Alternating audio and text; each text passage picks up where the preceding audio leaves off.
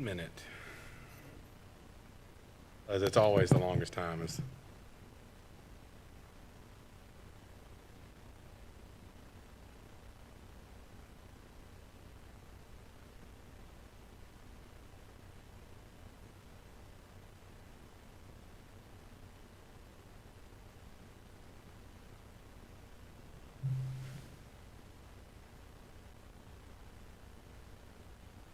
Turn your mic on if you haven't already. I didn't turn it on for you.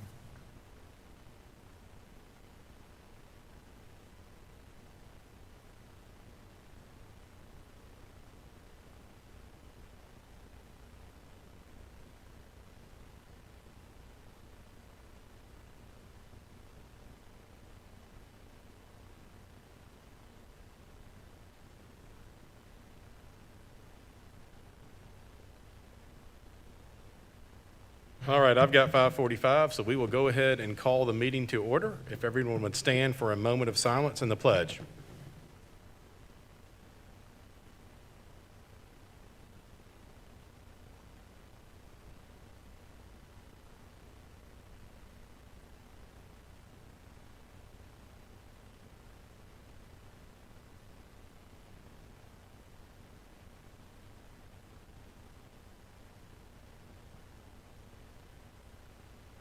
Of America, and to the republic for which it stands, one nation, under God.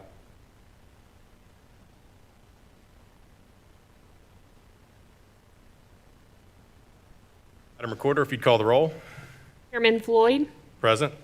Vice Chair Harrison, Deborah Thomas, Jeremy Burnett, Michelle Childs, and Superintendent Horrell. Here. We do have a quorum. Mr. Superintendent, would you lead us through our agenda? I will. The first item is the opportunity for public comment. Would anyone from the public like to speak? Hearing none, next item. Next item is our report section, starting with the chairman's welcome. I'd like to welcome everyone to our March business meeting. This is our first meeting of the month as we approach spring break, which is always a exciting time for students and teachers alike. So this has been a crazy year, and we're rapidly approaching the end, so we'd like to thank everybody for their time, energy, and commitment and grace as we've dealt with this year, and hopefully we're moving to more certain times. And that concludes my report. Is the TFN representative update, Ms. Childs? So all the House and Senate bills have been filed. The deadlines are done with that. TSBA is tracking approximately 298 school bills that could impact our school districts. And I'll make mention of 3 that recently passed certain pieces. So the first one is SB 124, HB 475. This passed the Senate floor and is on the House K-12 subcommittee and passed that. This pretty much makes the Tennessee law about child abuse come into line with the federal law about child abuse. So this is a bill that was wanted by the TSBA. The second one is regarding the state reciprocity with teacher license. HB 533, SB 479. It's passed the K-12 subcommittee and set for the House Education Administration Committee. So it's looking like that's positive that it's going to go through. It does not address the alternative licensure. However, there is another bill addressing that, so hopefully that will present itself. The next one is SB 1223 HB 890, and this is regarding an LEA being able to remove a student in grades 7 through 12 if there was if there's not another place for them to go on the same campus and there was a violent situation. And this passed the K-12 subcommittee. There's a few upcoming ones that TSBA is tracking regarding funding, truancy prevention, prohibition on textbooks aligning with Common Core, defining what teacher is, competitive bids, and increasing the amount of nurses. So these are the ones on the radar that are coming up this week. I'll also mention that the one we've all been looking at with the third grade retention, SB 1156, HB 1591, an amendment's been filed. I'm not sure yet how far it's going to go, but that would allow parents to appeal the mandated retention. And then lastly, I'll just make mention that the Governor Bill Lee had several pieces in it about education in his proposed budget, which includes teacher salary increases, increases in the BEP funding, expansion for broadband, COVID relief, local infrastructure grants. That's the end of my report. Thank you, Ms. Childs. Any questions on the TLN report? Mr. Burnett? Is there anything else we can do about the, or I must call it the third grade disaster bill, to help inform our legislators more? Is there anything else we can do to help, if not completely get that one reversed, rewritten to give local control back to the LEA? Well, we met with 5 of our legislatures and expressed our concerns about it. We very strongly expressed it on the last couple, the ones that happened after the bill had taken place. I don't know if Dr. Roll has any suggestions. I know we've already made a proposal that we signed on with, Germantown School District and other school districts. We've made our feelings known, or our position known on what we think of that bill.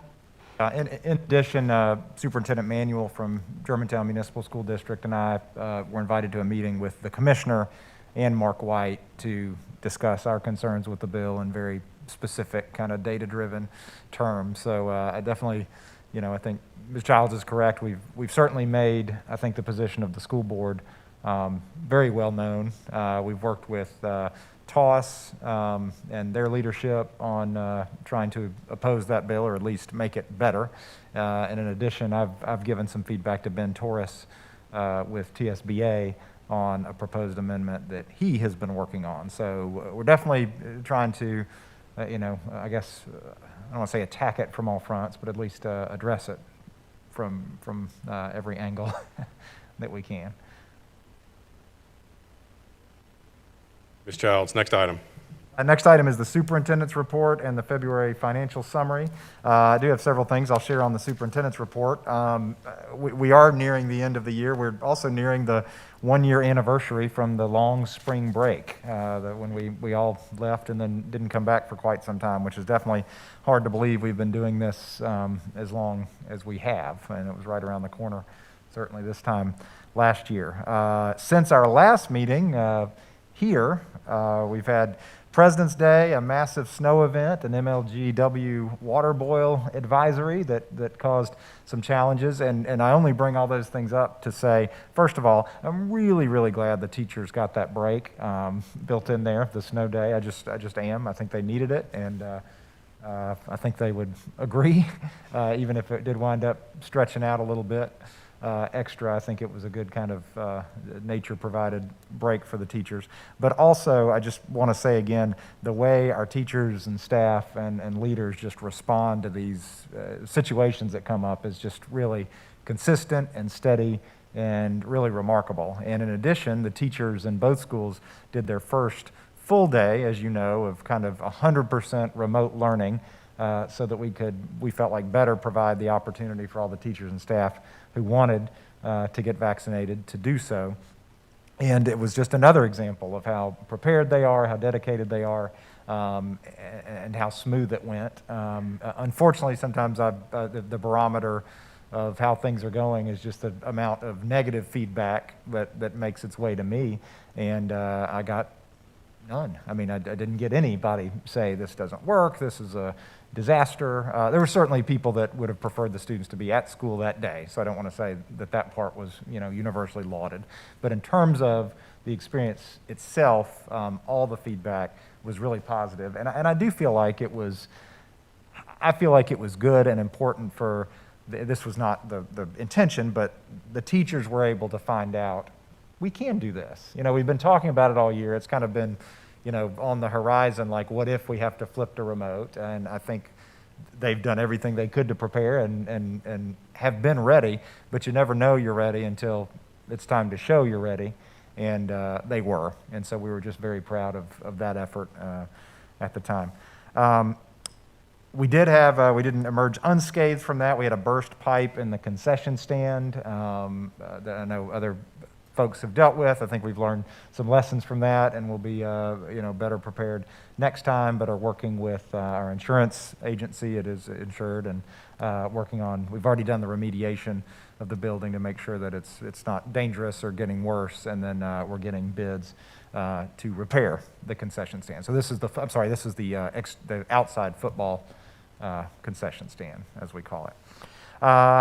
Speaking of kind of the fields and concession stands and things, I wanted to just share a little bit of information about the timing and the readiness of certain elements of the construction project, just so we can kind of manage expectations with the community. As we know, as we move through the Lakeland Prep construction project, there's really three timelines that the construction managers are working under. One, they know that they have an August of 2021 deadline to turn over the 5 soccer fields that are on the far east side of the campus, as well as the parking lot and the concession stand that is there. So that one is the first one that's staggered, and that's based on the MOU with the city. I'm assured repeatedly that will be ready. I was told by a subcontractor that I was chatting with today that every subcontractor is aware of that deadline because they are told repeatedly when that deadline is. So we expect that to happen. The next one is we also are kind of built into the expectations, expecting to have the track around the football field completed, along with the home side bleachers. And we believe, this one's more iffy, we believe the home side concession stand, but those things should all be ready for football season, the season itself, not necessarily the summer to prepare, but the season itself for this upcoming school year. Not the weight room, not necessarily the locker rooms or those things, but the field itself, they'll have the track work done and the home side bleachers completed so that football season can go on there. The next deadline is the final deadline, the only other one in there, and that is July of 2022. And basically everything I haven't just mentioned would be turned over. And the reason I bring that up is that includes the baseball and softball facilities. And as everybody knows, we're super excited. We've got brand new baseball and softball teams. There was a comment made in the Daily Memphian that I think was just an error that said the fields would be ready for next season. We do not believe the fields will be ready for next season. And I've communicated that with the coaches and the administration. And I know sometimes people say things or hear things and then they repeat things, but I'd just like to clear that up to the extent that we can, so that people understand. Unfortunately, there'll be one more season where they'll have to make other plans, but certainly by the next, the season of the first year, and that was always the design of the 22-23 school year. All the facilities will be ready for full use at that time. We're also looking at options for field maintenance. If you add up all the field square footage or square acreage of what our athletic facilities are going to be, it's obviously going to be a lot to manage. Baseball, softball, we have a band practice field that's dedicated to the band. We have an existing soccer field. We're going to add 5 other, multi-purpose fields. So we are looking at some options to figure out what's the best way to do that, whether it be contract with groups that'll take care of everything for you, and there are those groups, or possibly hire an in-house, maintenance person that might do, not much else than just make sure that the grounds and the fields are updated. So we're checking those things out and aware of those challenges and opportunities that come with it. Quick question on that. Sure. Sorry.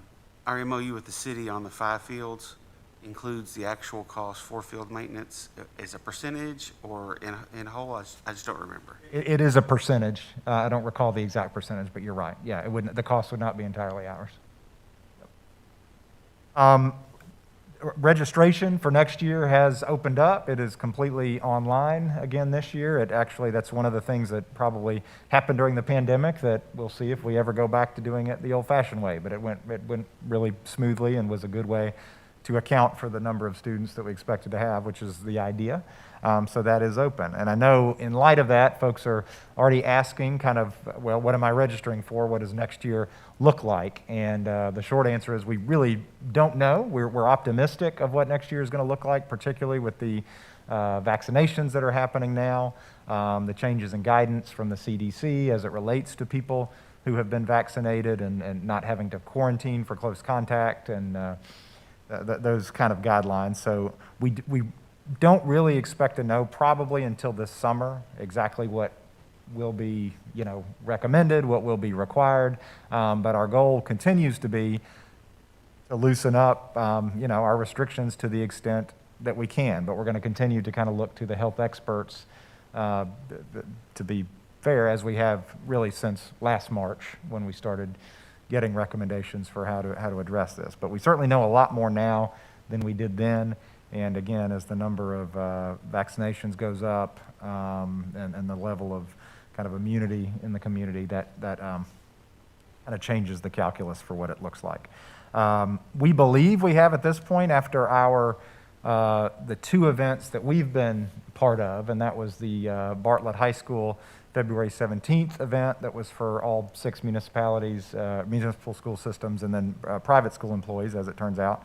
And then the formal planned one, which happened at Arlington High School last Friday. We believe we now, if we add in employees who have reported that they've gotten the vaccine on their own elsewhere, between 65 and 70% of our employees vaccinated, which is a really good number, according again to the experts that measure such things and decide what are good numbers and bad numbers for that.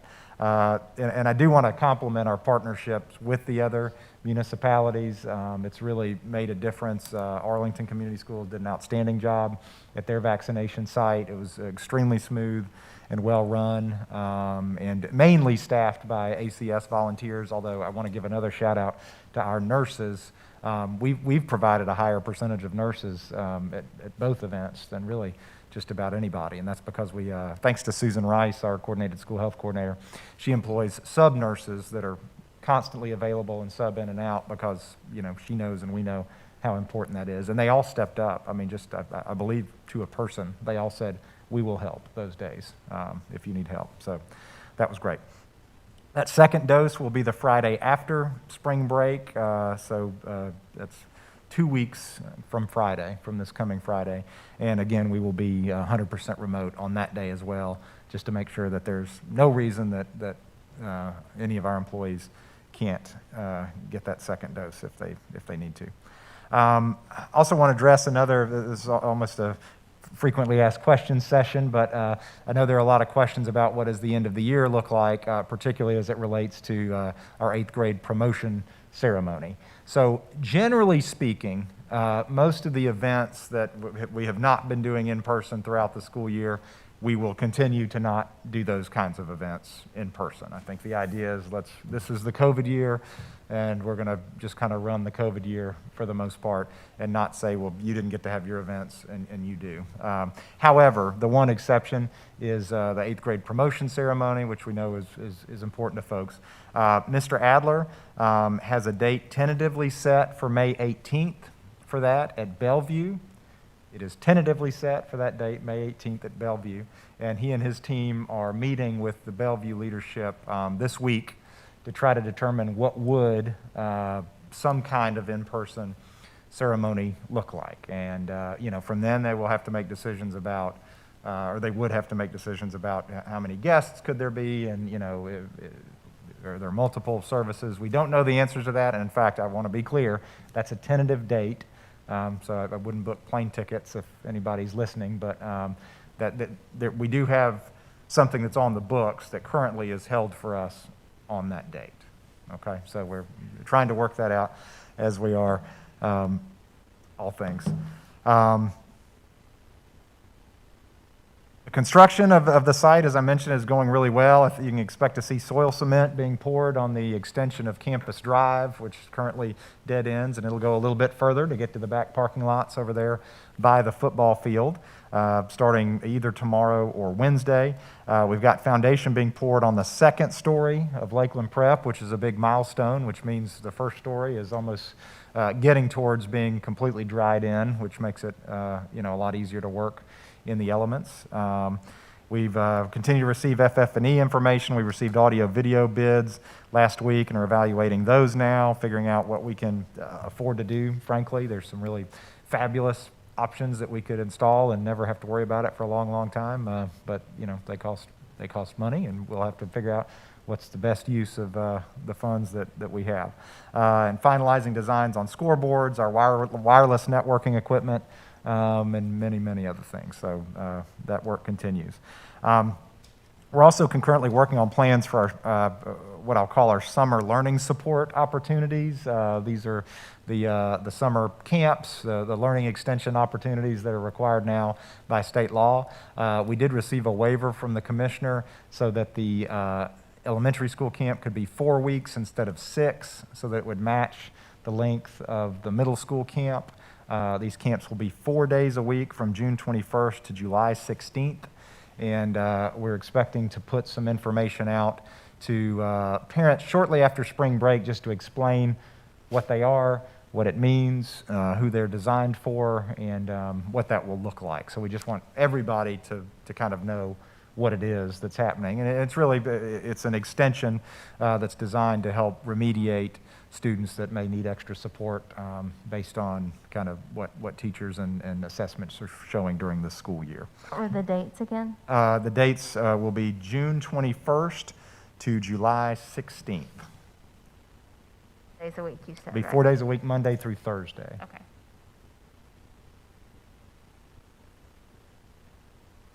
All right. We are we're pretty far along at this point in working on the budget with Ms. Rosales, and we're looking forward to sharing that with you guys prior to our work session next month, which is according to our budget preparation schedule. I am happy to announce, I guess for the first time, that this year the Health Trust Committee was able to recommend 0 increase in the premiums for next year. So it's been several years since that has been the case. And we're really excited during this COVID year to be able to at least offer that good news and say that we're going to be able to hold steady. The trust has, and thanks to the cooperation of the employees, I think has made some really positive adjustments that have helped with our cash reserve situation that's necessary, and allowed us to recommend no increase in the premiums for next year. So that's some really good news coming out of the budget preparation, for sure. And that concludes the regular report. If there are any questions. Questions for the superintendent? Ms. Thomas? So the bleachers, this is a construction question, which you haven't had enough of recently. That's so, all right. So the home bleachers would back up to the parking lot. Yes. Is that going to will the footprint of those bleachers take up part of the parking lot? Are they going to be destroying part of the parking lot?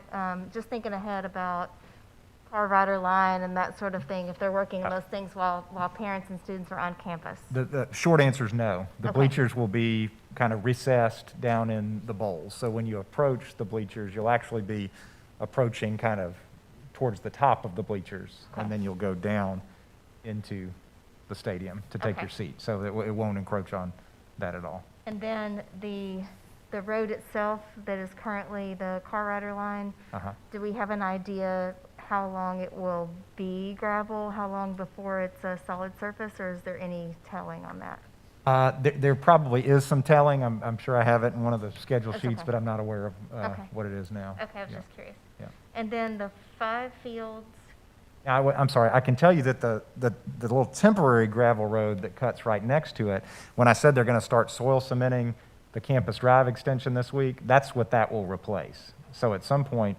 soon, Be switching I over. shouldn't say soon, it may be, I mean, it'll be certainly, I don't know how far after spring break, but it may be the last month of school or, Right, month right. and a half of school, but that will become the new car rider line. and then the 5 fields on the east side of campus, do I remember correctly, one of those is turf and the other are grass, or did we revise that plan, or are they all grass? They are all grass. They are all Those are all grass, grass, yeah. okay. Mhm. There was briefly some discussion about Okay. bang for the buck, and we decided to get more fields, basically, is the way that okay. worked out. All right, and then I wanted to say, Ace Arlington Community Schools did a fantastic job. It was so smooth, and everyone I went by, I stopped and I said, you guys need to take this. This needs to be a template other people follow. It was so smoothly done to go through and get the vaccination, and I just wanted to say thanks to them for the hard work they did and the volunteers that they provided. I will pass that on for sure. Okay. Burnett. And I'd like to echo Ms. Thomas's statement. I sent something to you as well, but it was so smooth, such a clean operation, and people smiled, were welcoming, almost thanking you for being there, but it was a very pleasant experience to go through, and intentionally did not tell you I was coming, or when I was coming, until after I was through, just because I didn't want people to go to the school board member coming through. It really was. You share our thanks. Any other comments or questions for the superintendent? Hearing none, next item. All right, next item is the February financial summary, which is attached. There's nothing specific to report on the financial summary this time. I will say we are watching closely the LEAP program, which is its own fund. Because of social distancing requirements, that we have not been able to offer as many seats as we have in the past. And we also had some seats that were being held by faculty and staff members that weren't necessarily using those seats the whole time. So the staffing stayed the same while the number of enrollees went down. There's nothing, we're not losing money. That's just one fund, though, that we are keeping an eye on to see if there need to be any adjustments made. But that's really the only area of the budget that's got anything that's unusual at all, I guess, that's been impacted. So, any questions about the financial report? Hearing none, we'll move to the next item. All right, the next item is the approval of the agenda. Are there any additions or objections to the agenda as typed? Hearing none, we'll consider the agenda approved. Next item. Next item is the consent agenda, which there is none. We didn't have a work session for this We will past week. move to the next item. First discussion item is the approval of the minutes from business meeting February 8th, 2021. Is there a motion to get this item on the floor? We have a motion. Is there a second? Second. We have a motion and a second. Any discussion on this item? Hearing none, all in favor of approving the minutes, say aye. Aye. Any opposed? Motion passes. Next item.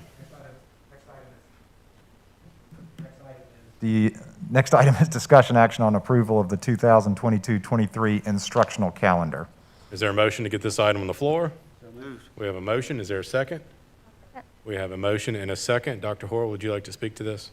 Would, and so this is the one for the year after next. This board has been really diligent about approving instructional calendars 2 years in advance, which I'm certain is appreciated by the community, and we appreciate it too. We're less on our toes at the end of the year, trying to take it 1 year at a time.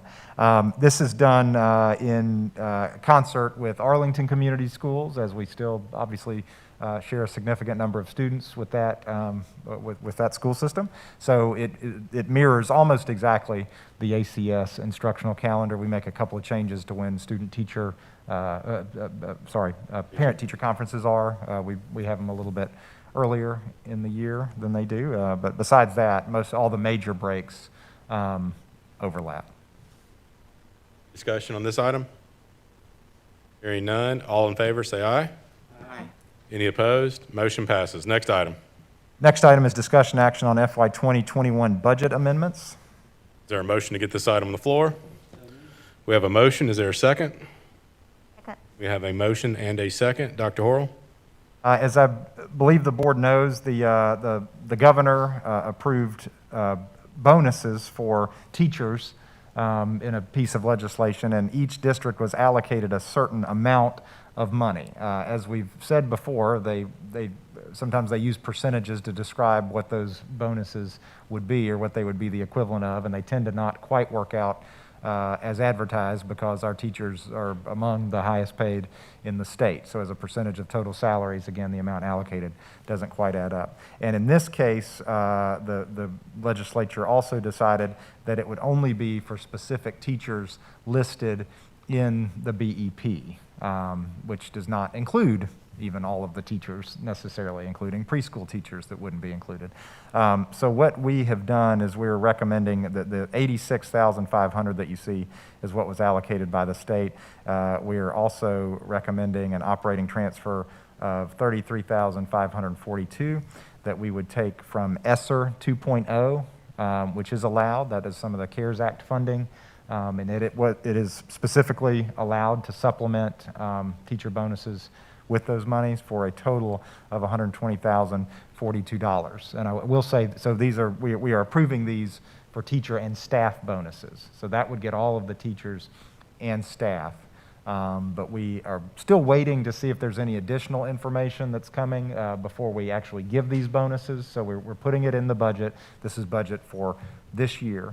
And the teachers and staff would receive it this year, but the timetable on that is not necessarily determined yet.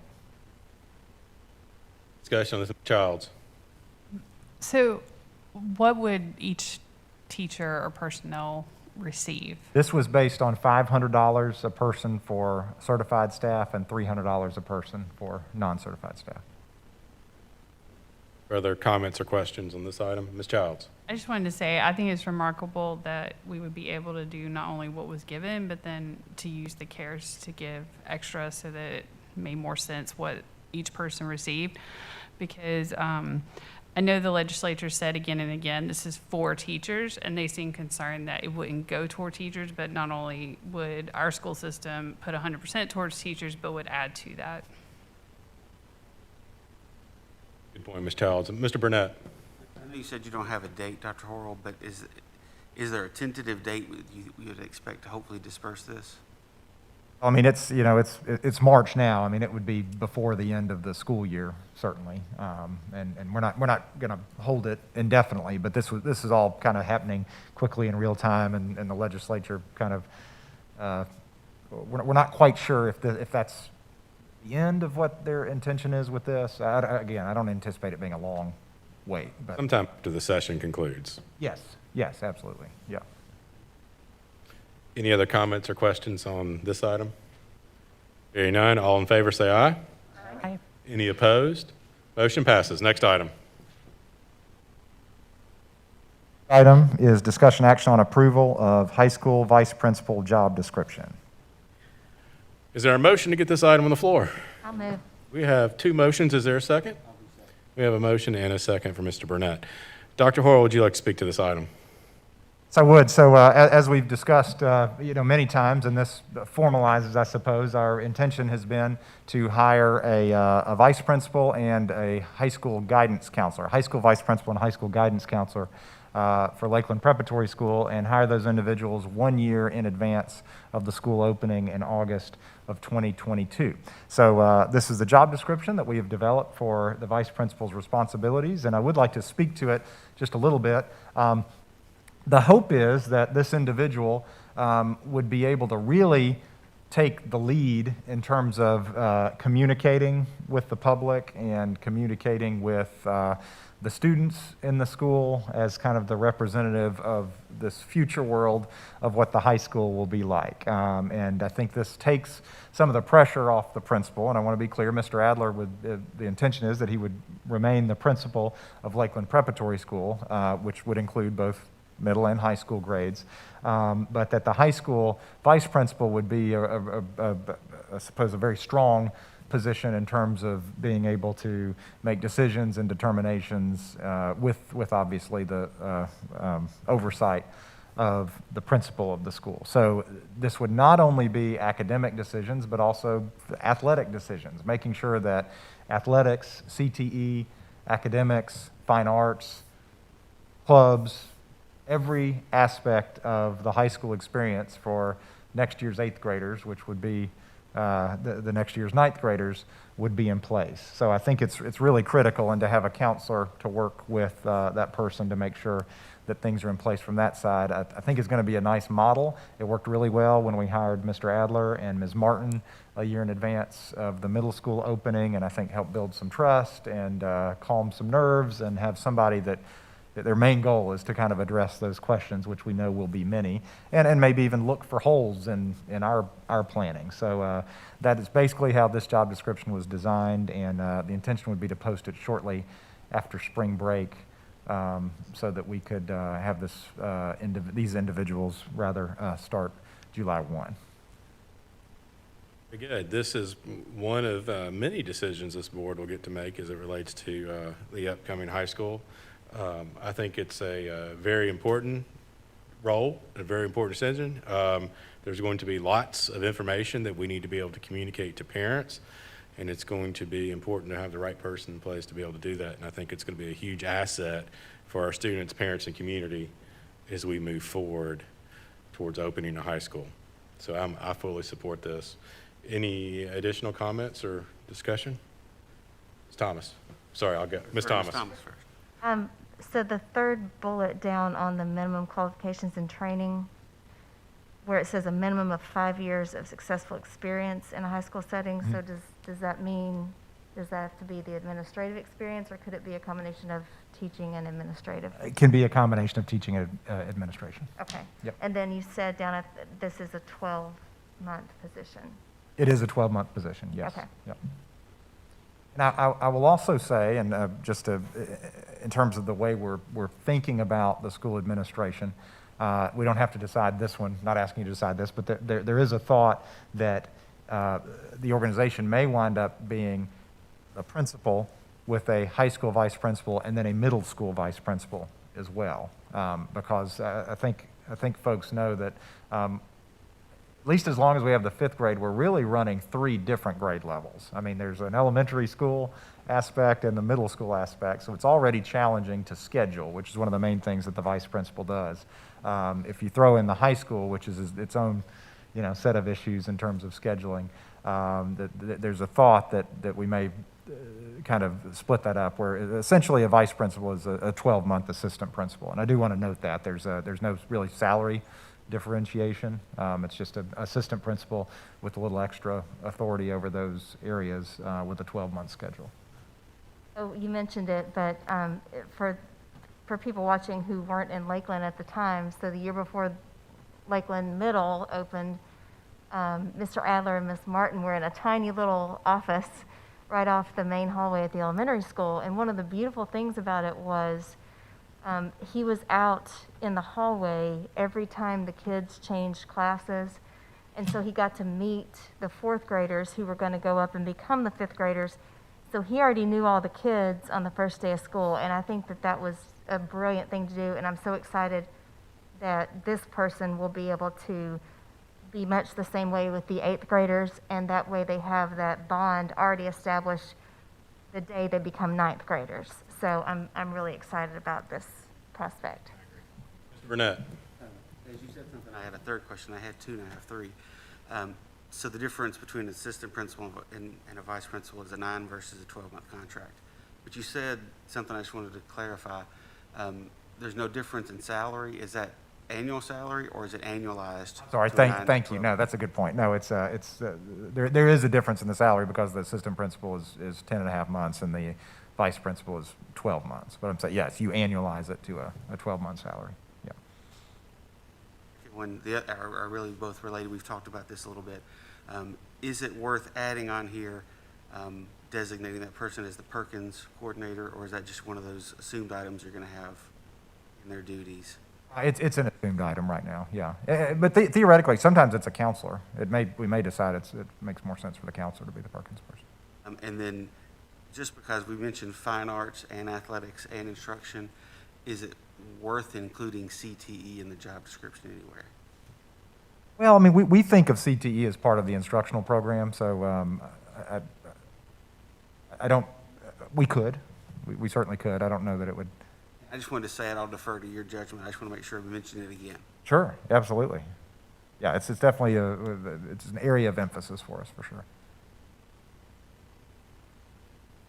Any other comments or discussion? Hearing none, all in favor, say aye. Aye. Any opposed? Motion passes. Next item. Sorry that the TV can't hear if the mic's not on. Next item is discussion action on update to policy 5.3052, COVID-19 administrative leave. A motion to get this item on the floor. So moved. We have a motion. Is there a second? Second. We have a motion and a second. Dr. Horrell, I believe this is already an existing policy. Is that correct? This is an existing policy. This is one we've spent a lot of time with because we kind of discuss it and make sure it's properly extended. And right now, the way it's written, it extends this until March 31st, 2021.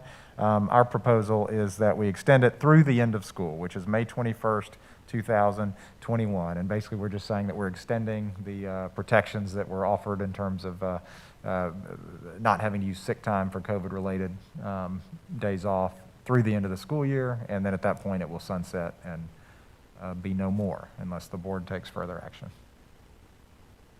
Any comments or discussion on this item? Ms. Childs? So in the event that this happens for certain employees, would this be able to be paid for out of the CARES or the ESSER or one of the COVID fundings? You can. That actually is an option. Yep. Any other comments or discussion? Hearing none, all in favor of approving the policy amendment, say aye. Aye. Any opposed? Motion passes. Next item. Next item is Amendment 1 to interlocal agreement for student transportation assistance. Is there a motion to get this item on the floor? We have a motion. Is there a second? A second. We have a motion and a second. Dr. Horrell? This is basically an extension of our current contract with Durham Transportation Services. It is a 2-year contract. It's a very, very simple amendment here. It's extended for 2 one-year terms. There is a 4% increase the first year and no increase the second year. And this was negotiated, and we feel like we actually did well in the negotiation, and I recommend this for approval. Discussion on this item, Ms. Childs. Is there anything, maybe it'll be separate, I don't know, but, you know, starting when the school year after next, when we have an 8:15 start time and we have the 2-bell issue, will that just be separate than this? Yes, that would be, the scheduling is independent of what's in the actual contract. Okay, well, I just knew that when we talked about that back at that point, it was going to be an additional cost. Well, yeah, the cost just has to do with how many routes you run, and that actually changes every year. So, I mean, some years we have fewer special education buses just by the nature of the numbers, and some years we have more.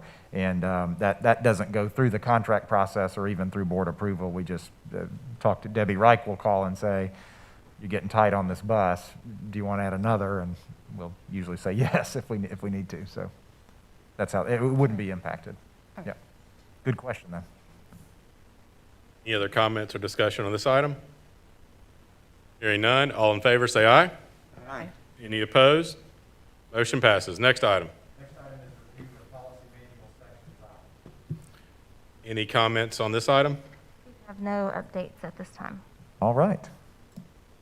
This item does not require any action. As always, a board member can bring up any policy item anytime they would like. So if there's something in Section 5 that you would like to discuss, talk to Dr. Horrell or myself, and we will get it on the agenda. Dr. Horrell, is there any other business that needs to come before the board? No, not that I'm aware. Are there any announcements? Ms. Childs? Just a reminder about registration started, and then the remote day on March 26th, and then spring break. Spring break. Any other announcements? I would like to add, since Dr. Horrell mentioned it, as we talk about next year, I believe, and this is not something we discussed, but I believe that everybody's goal is to get the kids back in front of teachers 5 days a week. So just so the community, parents, and everybody understands that is the direction that we're pushing to achieve. Absolutely. That is our goal, and we'll see how it plays out, but that's our goal. Very good. Any other comments or questions? Hearing none, is there a motion to adjourn? So moved. Is there a second? We have a motion and second. All in favor? Aye. Any opposed? We are adjourned.